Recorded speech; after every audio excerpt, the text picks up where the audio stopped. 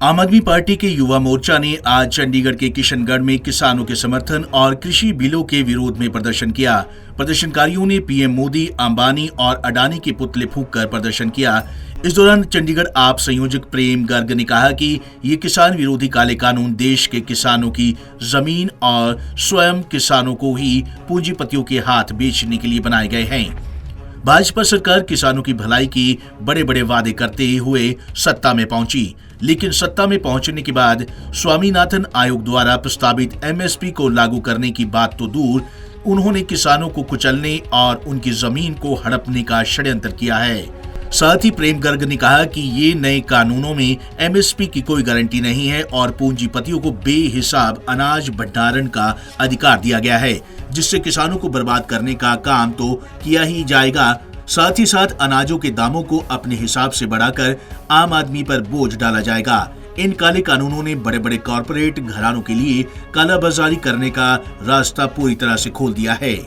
हमारी मांग यही है कि जो किसानों के विरोध में ये बिल आए हैं, इनको वापस लिया जाए या कम से कम कुछ समय के लिए इनको कोल्ड स्टोर में डाल दिया जाए।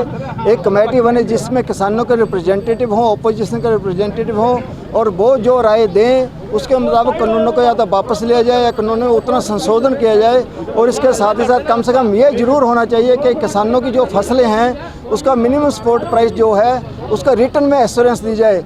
किसी को भी आज के दिन में मोदी जी पे किसी तरह का विश्वास नहीं है। वो बर्बली जो मर्जी बोलते रहे।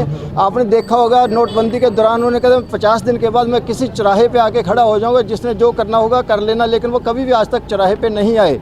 तो मेरा ये मानना है कि मोदी जी की क्रेडिबिलिटी इस वक्त बिल्कुल जीरो है। जैसे ट्रंप की हार हुई ऐसे मोदी की भी हार होगी।